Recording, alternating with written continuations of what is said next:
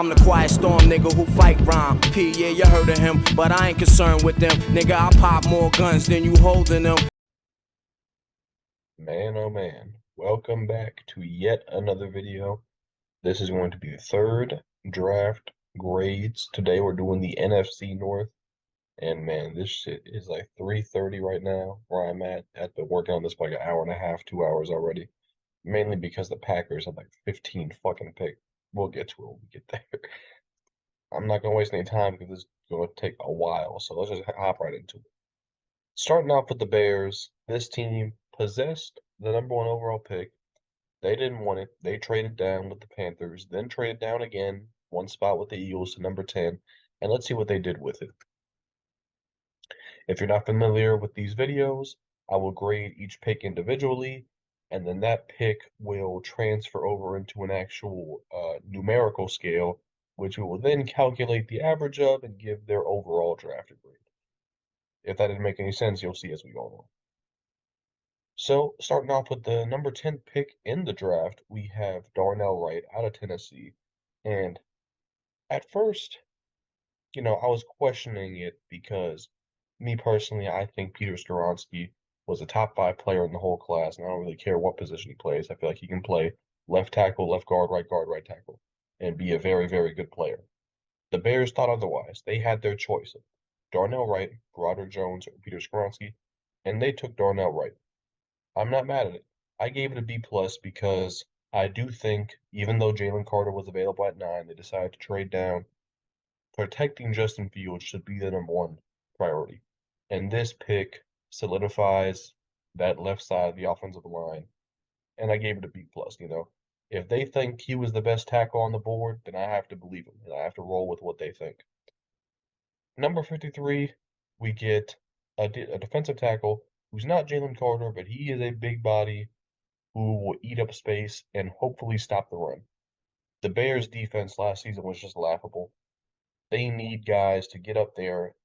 You got to build through the trenches, right? When you're a bad team, the quickest way to get good is fixing the offensive and defensive lines, and that's what the Bears are going to try to do in this draft. So I gave this a B plus. You know, do I think Gervon Dexter is going to come in single-handedly, shift the whole team around? Of course not. But it's one of the many moves they made in this draft that I think is setting them on the right path. Next, we got Tyrique Stevenson. This is my favorite pick they made. I love Tyrique Stevenson as a prospect. I did not expect him to fall to 56. I thought he was going to be a little bit higher, but I think corner is everything was a need for the Bears, right? So I think they just took the best player available in their mind, and I loved it. So I gave it a A minus, but it was their green pick, which I felt like was their best pick in the whole draft. That's what the green lettering means. Next up, we had Zach Pickens. Look, I don't love the idea of doubling down on defensive tackle. I think there were a lot of other areas they could have addressed. But when you're a young team and a very bad team like the Bears are, you just gotta try and, like I said, build the trenches, but take guys with a lot of upside. I think that's what Zach Pickens has. That's what the Bears front office sees in him. And hopefully, between him and Gervon Dexter, I'm pretty confident that one of those guys is going to be a starting defensive tackle for a long time in the NFL. So I understand that, that perspective. So I gave that a B minus. Next up, though, we got Roschon Johnson. I really like this one. I've seen some Bears fans even talking about, him possibly winning the job over Khalil Herbert. I'm not so sure about that day one at least, but at it's such good value. This is a guy who is probably a top 60, top 70 pick. If Bijan Robinson doesn't play on his team, he has more than enough talent to be a top guy, and I'm excited to see what he does in Chicago. Next up, we got Tyler Scott. I really like this one. I really like this one. Just blazing speed. I'm not really sure how he was available at 133. There was just a lot of these second tier receivers, that who just a lot of them seem to fall. I think like every team that took one of these guys in the fourth or fifth round got a steal on their hands, and the Bears are no different. I really like the pick at 133. I gave it an A minus, but Noah Sewell at 148, I gave this an A minus as well. This was my steal, or this is who I thought their steal of the draft was because he played through injuries all last season. That kind of tanked his draft stock. This guy was getting talked about in the first and second rounds a lot before this previous season. So I think this is great value, obviously, at 148. And if he can, get his health together, the Bears could possibly have a Roquan Smith replacement on their hands. Next up, Terrell Smith. This is just another good value pick. I mean, the Bears are just taking good player after good player here. I think cornerback depth, they had none last season. And worst case scenario, this is a guy who's going to come in and play special teams and possibly even, give you some valuable snaps at corner. So I love it at 165. Next up, Travis Bell out of Kennesaw State. The Bears fans were joking that they were joking that you couldn't even find the stats for Bro. Um, look, I don't a third defensive tackle in your first, 7, 8 picks. I'm not a big fan of that. I gave that one a D plus. There's probably a couple other things you could have did with that pick. I don't love a third D tackle, so I gave that a D plus. And Kendall Williamson at 258. If he makes the roster, that's an accomplishment in and of itself. So I'm not gonna grade that pick and have it held against him in any sort of way. But if you look at the overview here, what is that? That's 10 picks overall. Is it? 10 picks? Yes, I did. 10 picks overall. A lot. I mean, look at their first 7 picks, if I'm not mistaken. Those 5 right there. Their first 8 picks are just great selections. I gave it so if the math is mathing correctly, it rounded out to a 5.72, and since it wasn't an even number, I had some discretion here on whether to keep it at a B or round up to a B plus, and I decided to round up because Bears fans should be very happy. I feel like they got 6, maybe even 7 or 8 guys who just on a bad team are going to get a lot of playing time early, and this is how you do it. You get waves of guys in there, waves of talented players in there to quickly, flip around a bad situation that is the Bears right now. So I think the Bears fans should be very happy with this draft. Next up, we got the Lions. Oh, okay. This is going to be I'm going to have a lot of strong opinions here. I want to start off by saying the Lions have been getting shit on a lot lately for this draft, partly by me. I have personally said that they have had one of the worst drafts, but I cannot stand. It is okay to have an opinion. I really don't. I can't stand the people who say, "Are you a GM? Are you a scout? Do you spend all these hours scouting these people?" No, I don't. But I can have an opinion. It doesn't invalidate my opinion. If I think a guy's a bad pick and he ends up not panning out in the NFL, guess what? I'm right. I could very easily be wrong. I'll take whatever happens, but you shouldn't just not have opinions because you're not an NFL GM or you're not a scout. It's a stupid argument in my opinion. But let's get into it. Jahmyr Gibbs at 12. This is a horrible pick. I don't care what way you slice it. Obviously, them trading DeAndre Swift made this a little more bearable, but it's just he's he was not worth a top 20 pick. Could he be a top 20 player? Absolutely. But running back is simply not valuable enough to be picked number 12 overall. And I don't get it, man. I think you could have drafted Christian Gonzalez at 12, kept DeAndre Swift for the last year of his contract, held on to David Montgomery, and I would have given this an A, maybe even an A plus. But instead, they drafted Jahmyr Gibbs. And I understand he's a very versatile offensive weapon. I mean, hell, you could play him at slot receiver some. Okay, I understand that, but that doesn't change the fact that it was a breach. He was not the best player on the board, and you just didn't need a running back. So whatever way you slice it, I just can't say this was a good pick by the Lions. I think it was their worst pick of the draft, to be honest. And then it didn't get much better at 18. Jack Campbell. I did not see Jack Campbell going in the first round whatsoever. I don't think he's one of the 32 best players in this class. Only reason this is a D plus and not a D as well is because they really needed linebacker. So unlike the Jahmyr Gibbs pick, this actually fills a big hole. Man, I think he could have got Jack Campbell at 38, maybe even 48, to be honest, seeing how the linebackers went in this class. But man, 18, man. If they would have picked him at 28, I would have said it was a bit of a reach. But 18, man, maybe it's because Dan Campbell, young head coach in terms of the NFL, he just doesn't understand the value of top 20 draft picks. I'm not sure.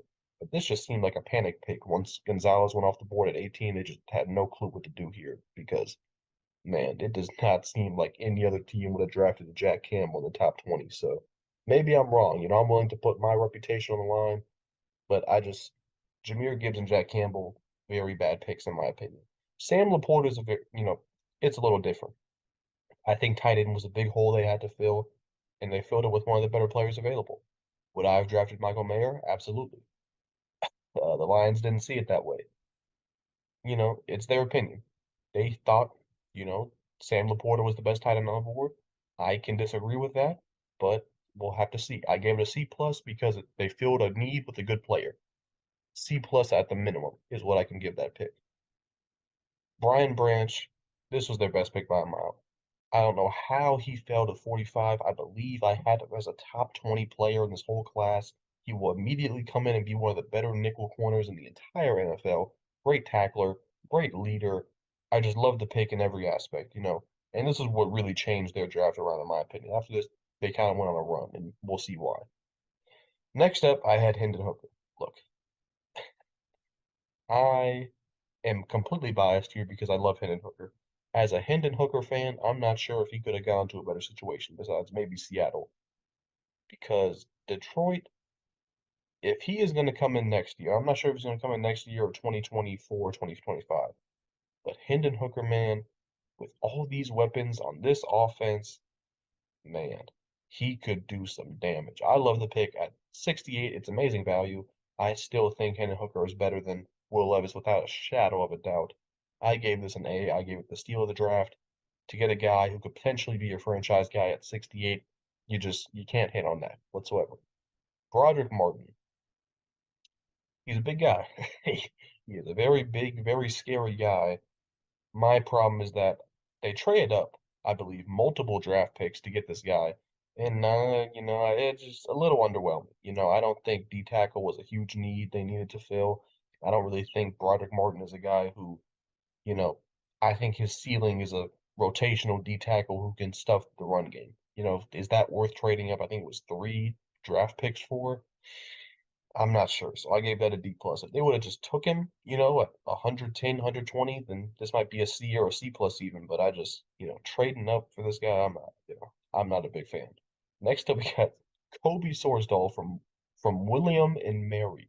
I had to double check that, but that's a real school, I guess. And I like this because he's a guy who can play inside and outside as far as the offensive line goes. Look at that right there. That's a big man. He's gonna move some people. And it just in these middle rounds, this is where you build, your offensive and defensive line depth. So I don't hate the pick at all. I actually gave it a B minus. I like the pick because I just love versatile offensive linemen. That's what Colby is. So I gave it a B minus. And with their last pick, I believe we got Antoine Green.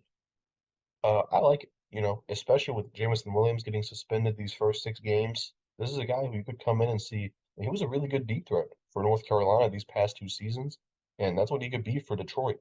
He's not a young guy by any means, but I mean, I think he's going to come in and be a contributor right away if they decide to hold on to him, and I think they are. So I gave it a B.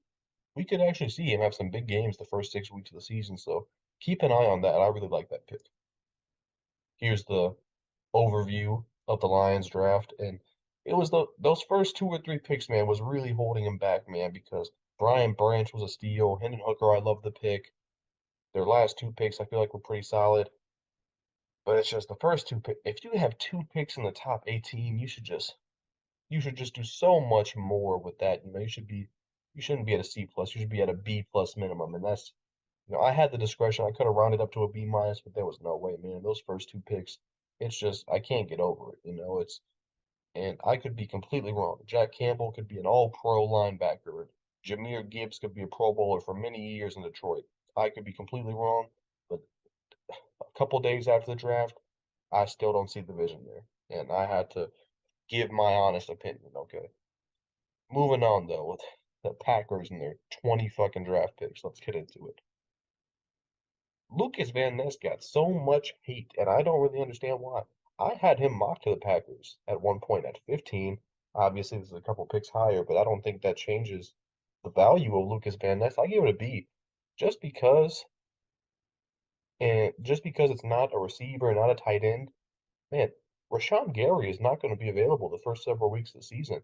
They had no pass rush when he went down. This is a very necessary pick by the Packers. And Van Ness, with his ability to play inside and outside, I love it. I might even, I don't know, this could be a pick which over time ages far better than even a B. I would have no problem giving this a A minus or even an A 1 year into the future. So pay close attention to Van Ness on the Packers. I think he's going to have a very good rookie season. Next up, we got Luke Musgrave. And you're going to see the Packers, they were not afraid to give Jordan Love weapons in this class because Luke Musgrave, the Packers fans, they really wanted Darnell Washington. Luke Musgrave is a better pass catcher, day one, without a shadow of a doubt. He is going to come in, and I'm not going to try and predict a stat line or anything, but he's going to be a weapon on that offense. Probably the starting tight end, and I would not be surprised, if Jordan Love falls in love with him right away. So I gave it a B plus.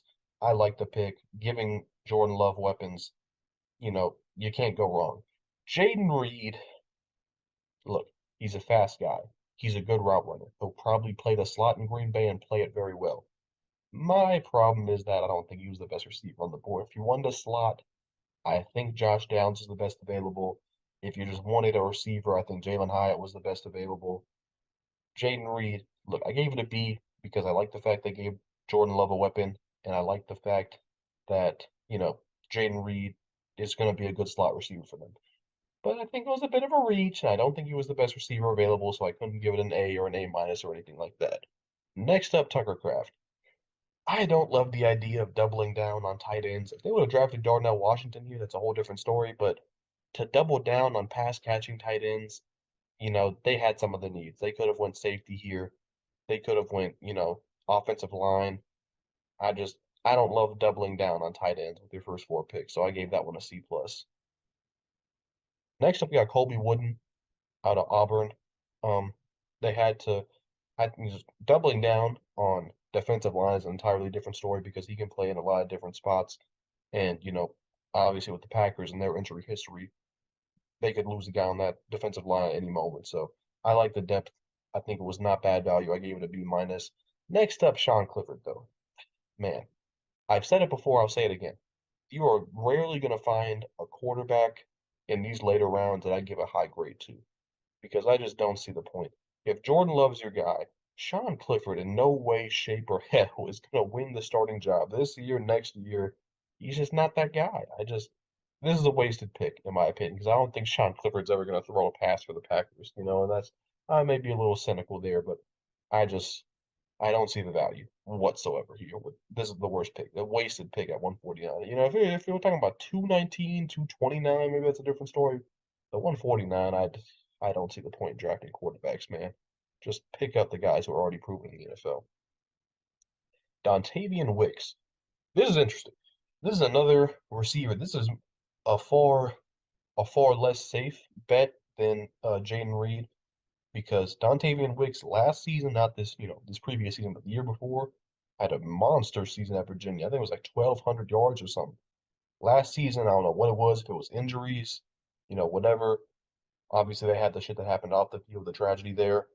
A lot of things could have played into this, but hey, man, I think if he pans out, then that's a nasty weapon for Jordan Love. I give it a B plus because I think it's good value, and you're taking a risk on a pass catcher without, which I love to see.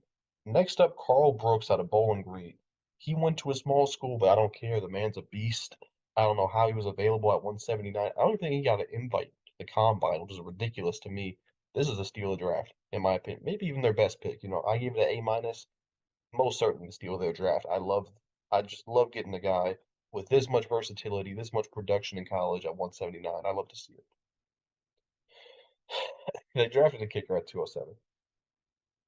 Normally I wouldn't, fifth or sixth round picks on kickers, whatever. But from what I saw, he's not even, he wasn't even a very good kicker in college. He's the brother to Raiders kicker Daniel Carlson, so maybe they're thinking it just runs in the family, but I don't love this one, man. This is a C minus all day. I, I don't love it, man. Next up, though, Carrington Valentine. I love the secondary depth here. they were saying he should not have been available. The fans are very happy with this pick. They needed secondary depth, and I think at 232 is very good value. Very good value. Lou Nichols at Central Michigan. This man had a monster season last year, not this previous season again.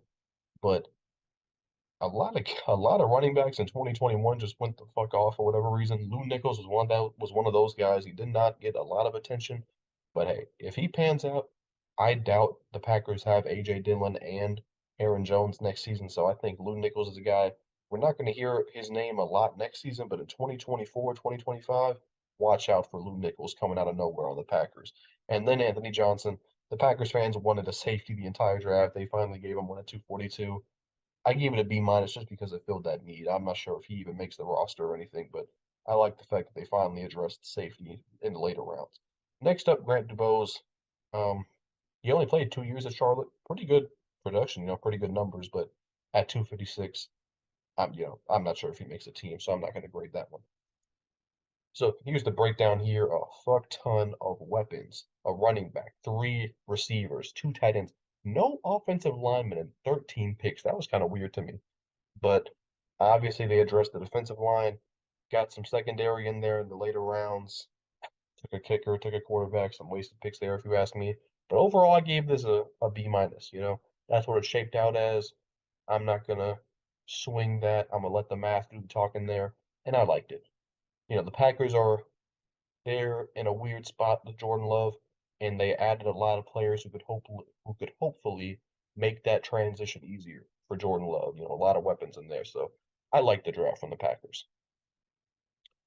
Finally, we got the Vikings here, and this is very interesting. Only 6 players, but let's get right into it. Jordan Addison, the first A plus of the video, and this let me reiterate how an A plus works. If I couldn't think of anything better they could have done with this pick, you get an A plus. I think Jordan Addison gets an A plus. I would have also liked Brian Branch very much, but receivers were flying off the board at this point, and I think Jordan Addison was the best available, so you just had to pull the trigger, in my opinion. So I think him and Justin Jefferson next to each other, both great route runners. If Jordan Addison can fix his hand problems that he had these last 2 seasons, watch out because he is going to light it up next season with Kirk Cousins. I give it an A plus. Great pick in my opinion. Next up, we got Mekhi Blackmon, back-to-back USC players. They just needed secondary, point blank. They lost Patrick Peterson. Believe they lost Cam Dantzler as well. The Vikings need a consistent cornerback. I'm not saying Mekhi Blackmon's going to be that guy at 102, but I love the confidence in taking him there. I think it's good value. He's an aggressive physical corner, and we'll see how it pans out. But I gave it a B plus. I really like the pick. Next up, Jay Ward, um, LSU defensive back. He has the versatility. Listed as a safety, but I've seen some suggestions by the Vikings fans that he could play nickel for him.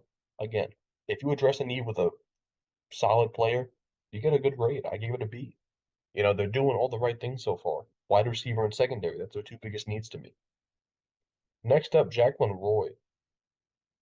I don't think, I don't think most people thought 141 was going to be a spot for Jacquelyn Roy. I saw a lot of drafts having him going in the third round, early fourth round. So this was not a spot that people thought he was going to fall to. So I gave it a B plus. He's a big guy, as you can see there, bullying some guy in practice. And, again, filling a need with a good player. You get a B. This next one's interesting. Jaren Hall at 164.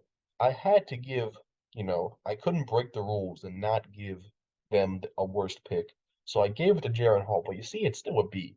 Look, if Jaren Hall can make some good impressions, and if he can win that starting job next season, this could be an A plus. I'll say it right now. This is the pick so far in all the videos I've done, which has the highest potential of just blowing up. Because if Jaren Hall can sit back, learn behind Kirk for a year, and he comes into Jordan Addison and Justin Jefferson, are you kidding me? You can't ask for much more as a young quarterback. So watch out. Watch out for Jaren Hall and the Vikings. That's all I'm going to say. And then next up, DeWayne McBride. The man was one of the best running backs in college football. I'm not sure how he fell at 222, I'll be honest. Um, this has to be the steal of the draft, especially with Dalvin Cook possibly out the door. DeWayne McBride could win the starting job by the end of the season if Dalvin Cook's not there. It has to be an A. It's just it's too good of a player at too late of a pick, and he could be a big time contributor this season. I mean, how is it not an A?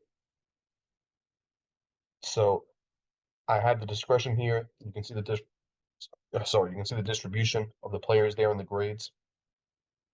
I could have rounded up to an A minus or kept it at what it was, which was a B plus, but not to mention their undrafted free agency they signed. They signed Andre Carter, the Army edge rusher, and Ivan Pace, the Cincinnati linebacker. So even their undrafted free agents were amazing. So I have no problem calling this the best draft in the NFC South.